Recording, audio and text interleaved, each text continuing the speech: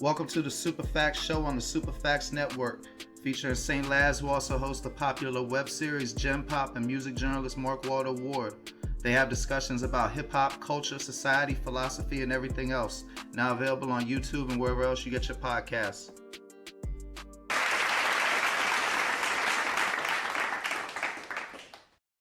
How does your mom feel about your music? She loves. I mean, she's always been like a supporter of me because she knows like I don't make music for necessarily other people. I do it for myself, and other people just like it, you know, which is cool. Well, what's up, everybody? That's my wife off camera talking to Yasmeena, Super Facts Show, Mark Walter Ward, Super Facts Network. How you doing today? I'm good. How are you? Very good, very good. We got Yasmeena in the house. She's a part of the ShowOff gang empire with J-Haze. Just sung a national anthem at a UFC theater event in immense response. What was that like? Shit, it was amazing. The opportunity was really fast. I didn't even know I was singing. I kind of just came out to support my nigga Hayes, and he hit me with the, "Oh, you're singing the national anthem," and I was like, okay. Damn. How much time you had to prepare? I had a day. I had a vocal lesson in the morning. I have a dope ass vocal teacher. His name is Jan Cooper. He's based out of Canada. He's like insane. I'll tell you right now, I couldn't hit those high notes the other day. Before that, the day of the show, I was able to hit those notes. So shout out to him for that. But yeah, the experience was insane. The crowd was insane. It was my first time ever being aired on national television singing that song. So that is something I can finally say that I did. And I was really, really impressed with just the turnout because it's the first one out of Florida. Right. You know what I'm saying? So it was really, really dope. Just meeting all like the dudes who put it together. You know what I mean? Meeting all the big boss men. We made it happen. Y'all met John Gotti Jr., huh? We did meet John Gotti Jr. That man, he showed me a lot of love, and I was like mesmerized. What kind of energy did you know? Because I like, for instance, you have a quite tangible energy. I feel I do. You know, I imagine John Gotti Jr. must be a little visceral in his presence. What's that like? It's a little intimidating, a little bit when you first walk up to him, but he's really like the dopest man to be talking to. Me and Hayes and him was talking at the after party after the show, and it was after the fight, and it was just like I was talking to a regular person. But then at the same time, you know your limits. You know how to talk to him. You know what I'm saying? Right. I talked to him with some respect, but you know what I'm saying? It was an honor to meet him. It was an honor to like be his face. It was an honor to get advice. That shit I spit on there, that shit was so real deal. Yeah, that's Big J-Haze who brought it. My big man J-Haze is walking the room. Y'all hear the big dude over here, you know what I'm saying? He just got in recording over here. But yeah, back to John Gotti though. That man, he was in the presence of a real boss man. Me and Hayes, it was an honor. I mean, this man got me over there, so it was really on him. He gave me the opportunity. The experience was something that I want to have again, for sure. And just from talking to you already, you've had a lot of a disparate amount of experiences in your life. So you work at a dispensary in Oakland? I do. I work at Nug Wellness in Oakland, California. They just opened up two new locations in Oakland and in El Cerrito. We got one in Sac. We got them all over the place. That's like really my family for real. All my friends, all my folks that I love work there. So I'm a stoner.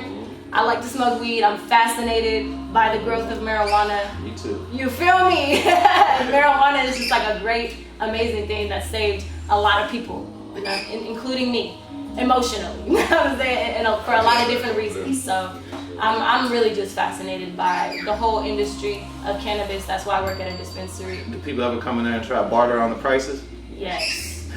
Looking at me like I could do something about it. Like, I'm not gonna give you no discount, but you could tip me though. You know what I'm saying? You know, like when you work places, you get insights. Like I worked at restaurants and I got some insights into humanity or whatever. What insight you think you got from working at a dispensary? Man, you know what's crazy is that like I was raised by a really sensitive woman. Not necessarily in a bad way. She was really heart-filled. And she made sure I was heart-filled. But the one thing that I didn't get as much was that hardball. That job gave me that hardball. Like you gotta say no, right? They put me in my place for real. Like I honestly, like, I know how to take a no. I know how to take criticism, but not like the way these folks are. These are grown folks. I'm almost 22. I'm still kind of young. You feel me? So the people I work with at the dispensary, they're all 27, 28. They grown for real. So they're not old, but they grown. They've been through it. And they talking real regular, right? They talk real shit to me. They put me on game like, you young, learn this now. You feel me? So they be spit. There's a lot of things that they be telling me. One of them is stop crying. Stop crying in front of people. Cry under the sheets. Cry on your own time. Cry, you know, behind the scenes. Don't let people see you cry. Period. And that's like the one thing that I take with me everywhere. Like, you will never see me cry unless I'm crying on stage. You feel me? Unless I'm singing a song. You know, unless I'm talking some heartfelt shit in my music. You know, that's like it. You feel it. Yeah. I feel it. It has to be like going through my body. Otherwise, you'll never see me cry. So, you know, I wanted to ask you about the dispensary to, you know, get back to your music. Yeah. Because we were just listening to your song and my wife was like, it's got a stoner vibe. So that's your latest single, right? It did, yeah. So it's called Lost. It's on all platforms. Check it out. Apple Music, Spotify, Pandora, SoundCloud, Audio Mac, all that. It's on YouTube too. Yeah, Lost. It is like one of my stoner songs for surely. I make therapeutic music. You know, I want my music to be healing for people. I want it to make them feel good. I want them to understand the intention behind my music. As I get out there, my intention in the media is to let people know my intention is my music. You know, I want people to understand that I'm here to make you feel better. And I'm making myself feel better already. And I'm already getting reactions to folks, oh, this song makes me feel so good. Why does it make me feel so good?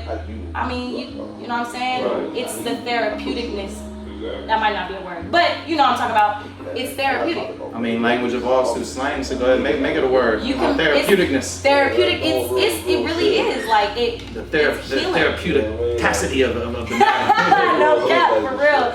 I mean, all my songs like kind of vary when it comes to genre. So I'm really into like pop music. I want my moneymaker song. I want, you know what I'm saying, the song for myself. Which, you know, there are other people. Well, that's interesting you say that though, because you said that like that's a sellout thing or something. But to me, I'm like, pop music is good. I mean, pop means it's popular. Things that are popular are good. You know, like food that tastes good is popular. Right. But when I say pop in that way, I mean it's not my preference. I prefer R&B. I'm an R&B artist. My voice fits gospel. It fits R&B. When I try to sing pop, I can, but it's not something that I naturally do. If you put me on a pop song, I'm gonna naturally sing like an R&B artist unless you tell me you gotta do it like this. I can really make the effort and make it happen for sure, because I'm that type of artist, you know.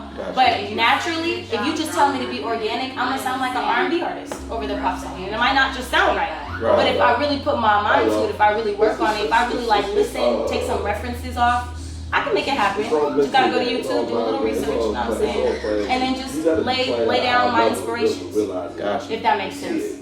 You know what I mean? But my goal is to reach out to all audiences. You know, that's why limit yourself? Exactly. Good musicians like good music, right? You feel me? Like, I'm a diverse person myself. I'm half black, half Palestinian. I speak a little bit of Arabic. I'm an Israeli citizen. I'm Christian all the way, which is a little bit, you know, crazy. Dichotomous for sure. It is. A lot of people think I'm crazy for that, and I want people to understand that being different and being exotic and being crazy and not necessarily following the rules is okay. You know what I'm saying? And like, my music is to make you feel better. It's to make you understand that you can do whatever you want for real with your shit. Don't let people tell you how to make your shit. Just let them help you. Don't be closed in. Don't let people just, you know what I'm saying? Don't let people tell you who you are, but don't let your mind block everything in. You have to be open-minded to things. You have to allow people to help you and bring you up. You know what I'm saying? So. Well, speaking of that, right. How'd you meet J-Haze, an artist from Pittsburgh, affiliated with Glasses Malone, while you out there in Oakland? My man's J-Haze, man. My man's J-Haze. My man's J-Haze is a really hard worker, so I wouldn't have been surprised that he crossed my path. I have the honor of having the greatest businesswoman in my life, which is my mother. She made me a LinkedIn account. That's it. This man found me on LinkedIn and hit me up saying, I want to sign you. All I did was my research. I looked him up. I seen who he was, who he represents, what he does, and automatically we linked up, we put some money together, and I'm his artist now. And we've been rapping. So it was like SoundCloud rappers. Now you like the first LinkedIn singer. Not even that. He been rocking with Rich Gates for hella long. You feel me? That's been his artist for a minute. Him and Stoner been rocking for hella long. He one day randomly decided to, look up on LinkedIn. I'm just going on LinkedIn one random ass day come across me. The first interaction we had was, I want to sign you. All I did was do my research. I didn't give him no answers. I seen who he was. I seen who I was going to be fucking with, and I was fucking with it because then not a lot was at stake. You know what I mean? This is my nigga for real. Like, he really puts me on game with a lot. So I know I took that step and I made it happen. Is that a tattoo? It is. I got my cousin tatted on my neck. Yeah, it's all good. He's the reason why you know what I mean? He's the, I think once he passed away, something in my body shriveled. You know what I mean when I say that? Like, something just came upon me. It's like, you kind of have to do this now, Like, no matter what it takes, regardless of what you do, I'm gonna be in the music industry. Whether I'm singing, whether I'm managing, whether I'm under the table negotiating contracts, whether I'm a lawyer, I'm going to school. I'm gonna be in school for music business, so I'm gonna be able to read my fucking contract, and nobody can tell me. You know what I mean? The whole real shit.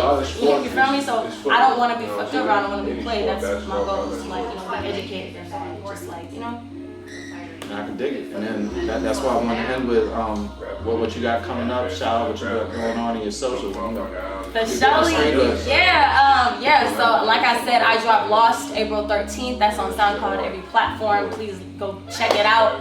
I'm dropping an album. It's gonna be called Ego.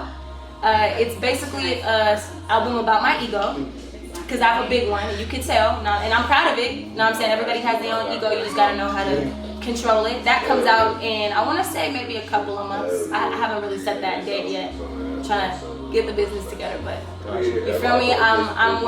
That project is done. It's mixed, mastered, it's finished. The only thing is when do I want to put it out? Definitely gonna be in the next couple of months. Don't be on no scissor perfectionist shit, man. It's wait like 5 years and shit. I'm not. When I'm up there, maybe. When I'm Rihanna, when I'm like Rihanna, when I'm like Rihanna, then I might make it all wait for 10 years. Gotcha. Hit up the socials. It's good, yeah. So my Instagram is y.meena, y.meena _. On Instagram. I'm ymeena, ymeena _ on Twitter. My website is www.yasmeena.me. My Facebook is Yasmeena Singer. My face is on there, so you'll know when it's me. If you go to my website, it links to all my socials. Everywhere. All my socials have links to all my socials. Awesome, that was shit. Thank you for your time. Thank you for having me on the show. I fuck with you, Mark. No doubt. Good shit. Yasmeena, Mark Waldo Ward, Super Facts Show, Super Facts Network. Out. Come out. I gotta turn this shit over. The Super Facts Network, home of Jump Pop, STE, and the Super Facts Show. Now available on YouTube or wherever you get your podcasts from. Come check out St. Laz, G from the Shop, and Mark Waldo Ward.